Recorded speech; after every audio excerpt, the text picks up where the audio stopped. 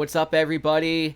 This is Tending the Flag, and we are doing a special extra podcast where we are going to recap the 2025 Players Tournament for you guys. And we thought it would be kind of fun to do a recap, maybe on an off-cycle podcast about any major tournaments. Obviously, we'll do one for the Masters, the Open, and even bigger name tournaments such as the Players. Probably next year we'll get around to doing Waste Management, maybe a couple other through the year. What do you think of that plan, Kev? I'm all for it, especially this week. Got a lot of fun and interesting things happen, like rules violations and, extra golf on a Monday. Yeah, it was chaotic, but before we get into that, of course, it would be rude if we didn't do intros, and if you don't know by now, my name is PJ, and I am broadcasting here from the wonderful city of Williamsburg, Virginia, and, of course, the other voice you hear is Kevin, coming to you from the first state of Delaware. The very first state. The small state. But not the smallest. No, that would be Rhode Island, for all you geographic nerds out there. But we're not a history podcast or a geography podcast. We're a golf podcast, so let's talk about the Open. that ends now. No more education. We talk about golf. So yeah, the Open, the Players this weekend, not the Open, the Players. A little bit of chaos happening. Rory taking the #1 spot in the tournament after a great playoff with JJ Spawn. Kev, what are some of your initial just snap thoughts, high-level overview? First off, I love the fact that the weather got completely just disgusting out there. Winds were whipping. It totally changed the tournament around. Scoring, Thursday and Friday was way down. We got a text that said that Pete Dye was rolling in his grave with the conditions from Thursday and Friday. So I love that the wind came in and really it made it a fun tournament to watch. Oh, absolutely. And we all love it when the wind plays chaos or the weather plays chaos. And especially doubled up with that, we got a playoff, which is another fun thing. Of course, one of our friends of the shows is always texting us. He's like, there could be an 8-way playoff between these 6 guys, and this thing and the other thing will happen. And he goes crazy for playoffs. But I think we all go a little bit crazy for seeing extra golf, especially on a Monday morning. And that was fantastic. Yeah, the best golf is free golf and extra golf. Right? No complaints there. But as we all know, of course, Rory took the playoff win over JJ Spawn. It was 3. He was -3, and JJ was over 3. Refresh me on that one. Do you remember off the top of your head? Rory finished 1 over, and JJ, he technically finished 3 over, but never finished the final hole. Yeah, you'd think I would have had that pulled up, but... I believe he was put in for bogey, too. So show prep. Yes. Yeah, JJ... He kind of fell apart at the end, but I really don't even want to say fell apart. I want to give him his flowers, absolutely, because he's coming off of no top 20s in big events or majors. This is only the second cut he's made in 6 appearances at the Players. He was 100-1 to win the tournament, and he's hanging up there with the world ranked #2, one of the best to ever do it, absolutely no doubt first ballot Hall of Famer, Rory McIlroy. He's in that playoff, and he's also kind of beating himself up probably that whole evening just by missing by 1.5 inches, 2 inches, winning the entire tournament. So that really has to get to you, especially with that overnight delay, knowing you're going into a playoff with one of the best to ever play golf. Oh, definitely. I know Rory was upset that it wasn't over on Sunday because he left a bunch of strokes out there too, especially coming down the stretch. But you're right. Spawn had that putt on 18 for the win, and it came up a couple inches short. Center cut. It's got to be a tough pill to swallow because he never really even came out of the locker room on Monday, unfortunately. Yeah, it's tough. You beat yourself up like that overnight. And going back to Rory leaving putts out there, a rain delay is also going to mess with you a bit. Rory had, after the rain delay, he came out -3, but then he slowly started to have that lead chipped away at. But a rain delay really throws you off. We both play golf, and we've been in rain delays, but we've also played regular sports. And whenever I've had a rain delay in, say, soccer or baseball or even golf, it does tend to throw you off your game. You wind up getting unwarmed up. Your mind starts to wander. You start to lose focus. So the fact that JJ and really the entire, almost I'd say the top 8 behind Rory, came back and started chipping away at his lead and kept it that tight was impressive. We didn't see any major crash outs from the top players after the rain delay. No, definitely. You got to find yourself back in a rhythm and to stay loose. That's the biggest thing. So good on them for being prepared and being professionals that they're supposed to be. Yeah, it's what they do. I mean, stretching out in the clubhouse, but it's more. We all know the golf is 90% of a mental game, so to have that mental toughness to come through a rain delay and still keep your focus and complete like that is really good. So yeah, good to Rory for winning the tournament. He is world number 2, of course, right now behind Scotty Scheffler. I'm looking at the points right now. Scheffler is 568 points. Rory is at 463 with Xander behind him at 352. So Rory is on his way up the leaderboard. I think he's going to take, I don't know if he'll take world number 1. Scotty's playing fantastically, of course. But we'll see. I mean, points won in 2025. Scotty's only have 45. Rory's got 177, so his way is on the up and up. What do you think he's going to come? Do you think he's going to pass Scotty or? I feel like he definitely can. It's the first time definitely in a while that we've had a question of who is number 1, which is great. Joaquin Niemann. Joaquin Niemann. Oh, yes. 1. Excuse me. In the World Golf Rankings, who's number 1? Not in Phil's heart, just the World Golf Rankings. Okay. yes. But yeah, I think Rory even admitted it's not even his best golf that he's playing right now. Switching out his clubs last week, which is a crazy event in itself. Dropping almost $1,000 on an Uber ride for his clubs. Yeah, I mean, $600 for the Uber, $300 for a tip. So yeah. I mean, I'll take that. And I'll say, at least he tipped, because I used to do Uber, and the amount of people who don't tip are just shockingly low. And it's really, I could go on a whole soapbox rant about that. I'm not going to. I could host an entire podcast on the gig economy, but good on Rory for tipping and tipping well. And all you people out there who take Uber, Lyft, or utilize the gig economy, tip your people. Anyway. There you go. He tips the driver, but he steals somebody's phone. What a week for Rory. Yeah, no, that was bonkers. Like, the kid, Rory hits the ball in the water, and the kid just says to him, hey, just like Augusta 2011. Some say heckling. I want to say good-natured ball busting. I mean, the kid's only 23 years old. We all did stupid things at 23.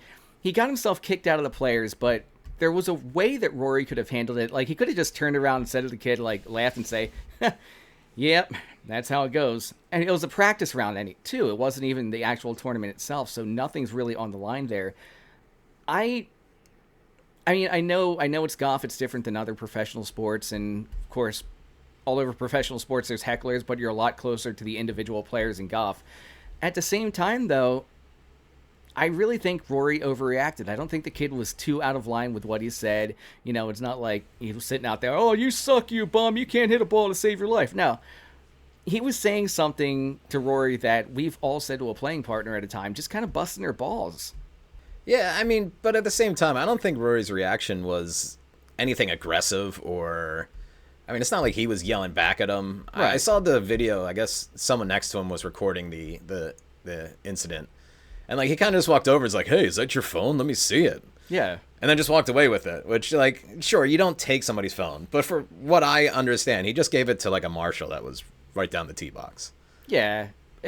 But still, I mean, I think it's a turnaround situation, and just kind of laugh at the kid and say, yeah, not a good one. I don't know. You could have handled it that way, definitely. Yeah. Here's my other thing. This guy plays collegiate golf. Yes. He understands protocol and anything that goes with tournament golf, too. Like, just shut your mouth. You don't have to say it. No, that's a fair point. And you know what? This goes for everyone. The Baba Booies, the mashed potatoes. Hit him with the Hine. Yeah. I don't know. I'm a Stern fan, so I like a good Baba Booey. Look, When done in moderation. That's so minor. When you're screaming at... Yeah, when you're screaming at every shot, it doesn't get funny, but... somebody hits a great shot and you're in the prime time on TV, you just see all Baba Booey. I think it fits. It's kind of a tradition now with tournaments, and with anything else though, moderation is key. Don't overdo it. But yeah, there is a special decorum with golf that goes on, and that's one of the reasons we don't see the kind of heckling in golf that you see in sports. And to your point, the kid is a collegiate golfer. I would say he's probably going to be at least on Korn Ferry, if not maybe a journeyman on tour. I don't know. 2K25 has that rival mode. Maybe he's just taking that rival mode way too seriously.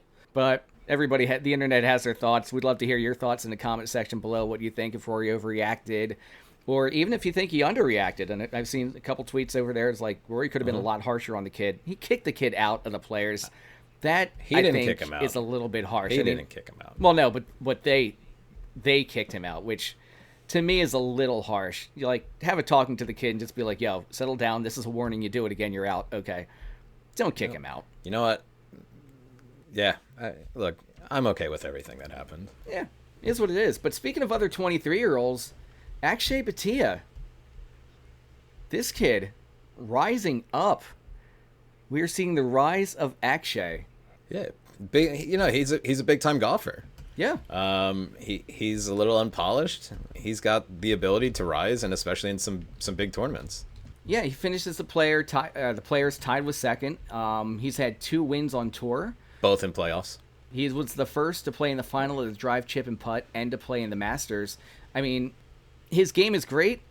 Got to get rid of the putter, though. I agree. Do you think they let like little 8-year-olds at the drive, chip, and putt use a belly putter?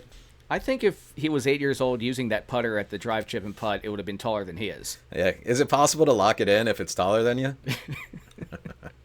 I mean, you better hope you wore the big shoes that day. But and I know they banned anchor putting, and he's obviously not anchor putting. We can all see that very quite blatantly. But I don't know, man. I've never liked the long putters. I know some people swear by it. I know some people love them. I just think it's really, it gives me the ick. I don't like them. That's fair. I've tried them. I've showed up to a putting green once, and they're sitting around, and I just have no clue how to use them. I will stick with what I've got. Yeah, it's a delicate balance. I mean, you got to put like a thumb on top and kind of, I don't know. You have to like pivot it. If it works, it works though. One of the biggest things before he switched over to it, like he just wasn't that great at putting. Mm-hmm. He's currently 13th right now in the strokes gained, with the big broom. So yeah, I still don't like it. I'm not going to tell him to get rid of it because to your point, it works. But you're never going to see me using one. I mean, he also it didn't work for him on 16 with that 3-putt. So well. I mean, again, the kid's 23 years old. He's going to have some nerves coming up to him. Breaking news today, he withdrew from the Valspar Invitational. Didn't give an official reason, but we did see that he was going to be playing 6 times in 7 weeks if he played at Valspar. So even at 23 years old, you need a break. Yes, definitely would need a break. Moving down the list, of course, we had Danny Walker, another young fella, getting a phone call on the toilet to come play some golf. Jason Day with the withdrawal. Danny Walker in. This freaking guy. Phone call on the toilet. Just the way he frames it, where he's like, I'm in the locker room, I'm in the bathroom, I had to take this call. I just see him sitting there like, scrolling Twitter, like, all right, here's this. Elon's gone crazy and said something bonkers. All right, cool. Retweet this, like that. Ring, ring. Hey, do you want to play golf this weekend? Oh, cool. Yeah, I'll jump into players. No problem.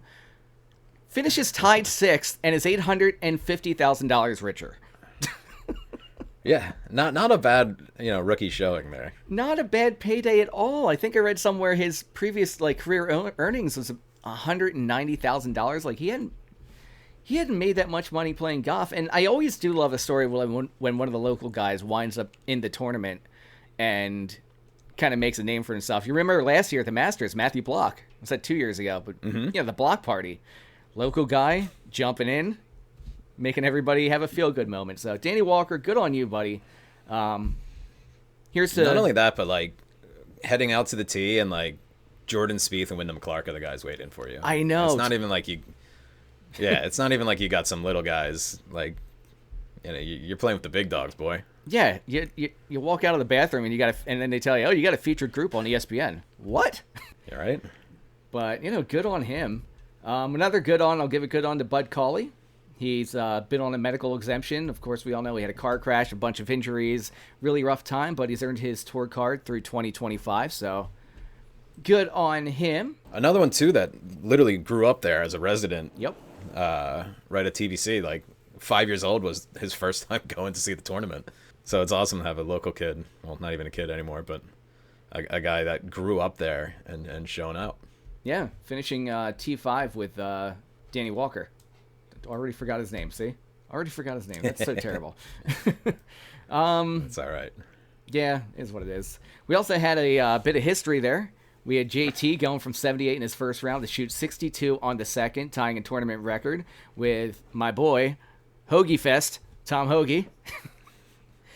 62 There at you go. Sawgrass. I mean, Should have been it's 61. yeah, it should have been 61, except for that pesky, pesky water on 18. But that's crazy. And we mentioned it earlier, man. Pete Dye rolling in his grave.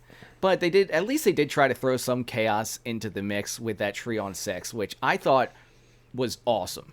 Like, I thought it was a great change. Oh, I love it. Yeah. I want more trees on tee boxes now. Right? Make the players think, make them hit it low. And, it didn't really bother anybody, but it made them rethink their strategy. And I think that's one thing the PGA definitely needs. I saw a couple tweets like this weekend that were like, oh, well, the tree on 6, what's going to happen next? They're going to put a windmill out there like Caddyshack 2. I'm like, maybe not a windmill, but we need more chaos on tour to make it exciting because it's just go up, hit the ball. All right, he hit a driver, he hits a 9-iron, it's on, fine. That gets boring after a while. I want that kind of excitement, and I want players to have to make shots. Definitely, and it also kind of forces them like you can't play this whole safe. Like you can't hit 3-wood or 2-iron off the tee or whatever. Like you have to hit a driver, and you might even have to knock that down some too. Yeah, I love the thought of it being in a player's mind. Right. I love everything about it. Now, if we go play that, I'm hitting that tree. But, it's... On purpose. Well, no, because if I do it on purpose, I'll miss it. So I'm just going to 100%. wind up hitting that tree. Another one I saw on Twitter this weekend was, how would you feel about moving the 18th tee box back up on that hill? I don't know. I think 18's perfect. I'm kind of moving towards the move it back just to bring more water into play because everybody's basically hitting it so long now that they're taking the water completely out of play. And if they move it back, that water is going to be there, even more obvious.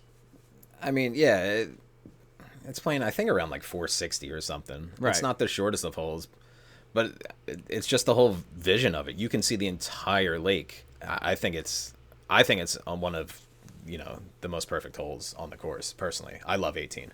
Yeah, because there's nowhere to miss. You can bail out right, but you're in the pine straw. Oh, I mean, 16, 17, 18 is a great finishing 3 in golf. Like it's amazing. But yeah, I would like to see it move back. I want to see them again. Just have to think more about placement instead of just overpowering things. Because that's kind of where the game's been going, where guys are just overpowering the ball. I mean, Rory is still up at 330, 320, something like that for his drives. I mean, guys are right on his heels with that. And I don't know. I think I'd like to see that move back. I don't think it's a must have to happen to keep me interested in the tournament. I mean, there's plenty of stuff to keep me interested in this tournament. But I think it would just be like that much more interesting challenge and maybe add a bit more drama. I don't think JJ would have liked to have seen it drop back more on 18 this year, but just make that day, make Monday even longer for him. But I don't know. I think it would add an interesting element to it. It could. I'm all for, playing a little longer with these guys, hitting the drives as far as they do. But at the same time, I still think it's a strategy shot. If you really want to take that driver and only give yourself 120 yards in, whatever, you got to take it over a lot of the water. Yeah. It's a narrow landing area. So. No, that's a very fair point. It's I don't think they're going to do it. Just because it's not like completely necessary. It would just be fun to see. Definitely. It would be fun. But I mean, 16, 17, 18, you can see anything from eagle to triple bogey on any of those holes, really. 17 so it's itself great. It's great theater. Yeah. I mean, 17 itself, you get one guy getting an ace and then the next guy coming up and, pulling 7 or 8 on the card. Mm-hmm. Yeah, I mean, it's exactly what the course was designed for. It was meant to be a theater. Oh, yeah. Pete Dye wants to make... those last 3 holes. Yeah, Pete Dye wants to make people cry. They want to make him hurt. If you have, like... You know how the Greek pantheon, where Zeus is at the top god, then you have all the other demigods. If you have Tom Morris at the top as Zeus, he said to Pete Dye, I want to make you Hades, I want to make you Thor, I want to make you all the guys, just all the most evil people in the world, and you're going to go design golf courses. That's Pete Dye, and I love it. It's yeah, I mean, that is a stretch of an example, but a bit. Yeah, it's not the nicest of designers. No. But that's why I like him. Also, shout out to his wife for 17. Oh, yeah. Because that wasn't his design. In fact, when they were making the course and the pond ended up being there because they were digging out sand for the rest of the course, his wife was the one that said make it an island green. So he said that's going to be too easy. So he originally designed the green to slope from front to back. And she was like, dude, stop it. Because I can see it now. Nobody would ever finish this hole. Yeah. So shout out to her for making 17 one of the greatest holes in the world. Yeah, arguably the most famous hole in the world. I mean, I'm trying to think of what else you'd put up there. I guess you would put the hole of Amen Corner being another famous one, but yeah, the road hole, yep. Amen Corner. I mean, Waste Management 16. The par 3 on Pebble shoot. Yeah. But yeah. I mean, it's definitely one of the most recognizable holes in all of golf. Oh, absolutely. And like you said, we love Pete Dye. We both played numerous of his courses, and they're evil. They make you want to cry. They make you want to quit golf. But that's what makes you love it even more because of that challenge. It also makes me want to come back tomorrow. Yeah. Donald Ross also makes me want to quit golf. That's another guy. I don't get along with him either. But I don't know. I feel like Pete Dye you're not supposed to get along with, and that's just like his evil coming through, which is, again, amazing. Before we wrap it up, I kind of want to throw it back to a topic we talked about last week. We talked about the broadcast quality of and what we want to see in a broadcast on a tour event. And Comcast Xfinity came up big. I think they listened to our podcast last week and took some of our suggestions. Like, did you get into any of the Xfinity stuff, or just kind of watch it on ESPN? Or no, I'm unfortunately not in that. I'm a streamer now. So I had the Hulu broadcast with all the ESPN coverage. Mm-hmm. The ESPN Plus coverage was fantastic, by the way. Oh, yeah. Yeah, multiple features, groups. Yeah, even just like their regular broadcast before, it went on air on NBC.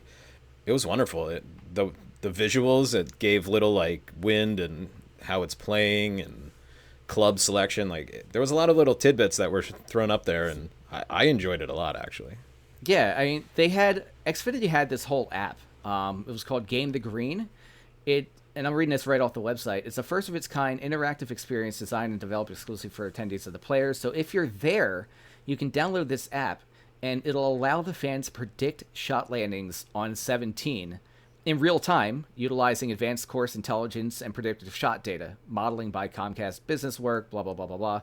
And fans on the course, they were able to compete daily for prizes and had a chance to win a grand trip to Sawgrass just by using this app and being there and predicting the shots on 17, which I thought that's fantastic. I think that is a wonderful way to get the fans more involved in the in-person experience.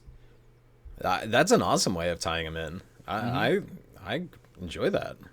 Yeah, they had other things. For instance, if you have the Comcast Xfinity remote, you just had to say the players into your voice remote, and they'll take you to basically the tournament home with all the live coverage, news. They had a group following basically every playing group, and you could pick who you wanted to follow. Real-time 3D shot renderings, detailed player statistics as the tournament was going on, high-resolution imagery. Like, they did some incredible groundbreaking stuff to really make the viewing of the players that much more immersive, not just for the people on the course, but the people at home. And I think monetarily, you're not going to see that at every event. I don't see something like that happening at Augusta just because of the way the Masters is. But definitely not in person. Yeah. But Augusta, the actual Augusta app does a great job being able to watch all the different players hit shots from everywhere. Mm-hmm. They actually do a really good job with their production. And it's their production, which is why the TV production is always, as good as it is for that week. Yeah, I don't know. They pulled out all the stops Comcast did, so I want to give them their props for making it look good. They had an interactive thing where you could explore every single hole in the course, not just a flyover, but different statistics on the course. It was really cool. basically, is what I'm saying. Like, Awesome. it's something that I think the PGA needs in a lot more tournaments, and I think we might, due to the success of the players, I think we're going to see that in a lot more of the big name tournaments. You're not going to get it at like the Mexico Open, but something like Pebble would be great. Waste Management would be good for something like this. So yeah, I think we'll see it in a lot more of the bigger name tournaments. Awesome. I would love to see that expanded on. Yeah. So props to Comcast for making it look awesome. No, we're not sponsored by Comcast. I just wanted to give them their props and hope to stir up some excitement on how that's done. But yeah, I think it's about time to wrap it up. We've gone over everything. Of course, it was the first playoff since 2015. That was with Fowler, Sergio, and Kisner, and of course Ricky won that one. Sergio. But Yeah. Richard won that one, so Sergio did not get that Nice. dub. But yeah, that's all the notes I had down. Kev, I don't know if you have any more to say or to close it out about the players or give it any final thoughts. No, I just want to quickly, I mean, with Rory and the way he played not the last two, the way he played 16 and 17 on Monday was absolutely outrageous. I mean, he had a 330-yard drive cutting the corner on 16, and poor JJ standing there going, I can't do that. And I think that really threw him off right away. I think he tried to put a little extra in his drive and threw it off. Oh, yeah. But then he hits a pitching wedge from 180 to the green in 2. So you're going driver pitching wedge on a par 5. And then on the next hole, again, 180 yards with a pitching wedge. And then he takes his 9-iron at about 130 on 17 and just stuffs it. He called it a 3/4 wedge. Yeah. And that is a dangerous shot. If he works that out, because he is all of a sudden, I mean, one of the best drivers of the ball. But if he can work out that 3/4, even a 3/4 shot, I mean, he's going to be dangerous. So, All right, so let me ask you this. mm-hmm. In your opinion, did JJ lose it? Because I'm not going to say JJ blew it. Like, he just got beat by one of the best, So I will never say that JJ blew it. But did JJ lose it, do you think, mentally by seeing Rory's drive on 16? Or do you think he more lost it when he looked at Rory's club selection on 17 and said, man, he's using that? And then he looked at the TrackMan data, and do you think that's when the doubt started to creep in before his tee off on 17? I don't think he hit a good shot at all in any of the playoffs. His driver, his iron out of the rough, his bunker shot was just very subpar on 16. And then, yeah, you step up to 17. And I guess if you see Rory reaching for an 8-iron, Right. or a 9-iron, you're going to be like, man, if he's hitting that club into the 20-mile-per-hour wind, like, I should probably club up too. Yeah. And one thing I noticed is that Rory had a lower ball speed on that hole too. Yeah, he choked down so not like only did crazy, he- and yeah. Yeah. He really eased off on it, and I mean, it's just the perfect number. It was such a good shot. So follow up on that. What percentage of that was Rory just making a smart shot selection versus Rory playing the mental game against JJ? I think it's a little bit of both. I think you're seeing experience from a guy that's used to being in big events. Mm-hmm. I mean, Rory had a big thing about not winning and coming up just short in a lot of these big tournaments. Yeah. And I think it was just experience, especially on 17. You talk about it with like 12 at Augusta, where Tiger and all the greats just say, hit it to the middle of the green. Don't even try to make birdie there. Like, you make par and you walk away, and I think that was it. Like, hit it on the green. You can't miss. So yeah, Rory stepped up and stuck one on the green, and I think it put the pressure on JJ there to really hit a shot, already down a stroke in the playoff. Yeah, and do you think this kind of ends the talk of Rory can't finish? I don't think it ends it until he wins a major, and specifically Augusta. Do you think this is almost a must-win for him? I mean, he's obviously going to be in contention at Augusta every year, but do you think he has to win Augusta this year to kind of quell that talk? No, he doesn't have to win it this year. I don't think he has to win it at all, to be fair. I mean, he's still going to be, world number one kind of player. Oh, yeah. I don't think anybody can take that away from him. No, not from like that perspective on how good of a player he is. It's more like, do you think he needs to win it to shut people up who say that he can't win the big ones? I I think people are going to talk no matter what. Yeah. Yeah. I if I'm him, I don't care what they're saying. And I think people are going to just keep talking, especially now that you steal somebody's phone. Yeah, that's fair. Yeah, I think he'll be in contention at Augusta. I don't quite know yet if I have him winning. Let's just have to mull that one over. But I'll call him a top 5 easy. Yeah, he should be in contention. He should be. But yeah, you got to watch out. Like that course sets up for Scotty so well. Right. So watch out for Scheffler. Yeah, and that's kind of what has me not quite putting him over the top, because it is more for Scotty's course. And again, the pressure is always going to be somewhere in the back of Rory's head about, all right, this is the Grand Slam. I got to finally win the Masters. I got to get my green jacket. And I think that's kind of a bug, as much as he wants to block that out. And I think as much as he tries to block that out, that's going to be a little bug sitting in the back of his head saying, this has to get done. And that may make him doubt a little bit more. I don't know, though. I'm not a pro, so... Right. And hopefully, this weekend gives him that mental space. He went out. He was upset he didn't win it on Sunday, but he went out and, just balled out. Yeah, and he's getting hot right at the right time, so that could very much play in his favor for Augusta. Definitely. So yeah, my final thoughts, I'll pretty much echo everything you said on your final thoughts. Exactly the same thing. I think it was a really fun tournament to watch. The Players is a lot of fun to watch every single year. I mean, it's easily one of my favorite courses of the year, or one of my favorite tournaments of the year. Sawgrass is easily up there in the top 3 of courses on my bucket list. And yeah, it's fun to watch. And I think this year it seemed even more fun to watch, not just because of the drama coming down, but I think the bipolarness of the weather, having 2 great days and then having 2 kind of miserable days, really threw the tour into a bit of chaos. The tightness of the field and not really knowing who was going to win it until late on Sunday also made it really exciting. So the broadcast was great. I thought it was awesome. And so, yeah, I think with that, I'm going to close the proceedings here on our 2025 Masters review. And I think the next one we're going to do it at Augusta.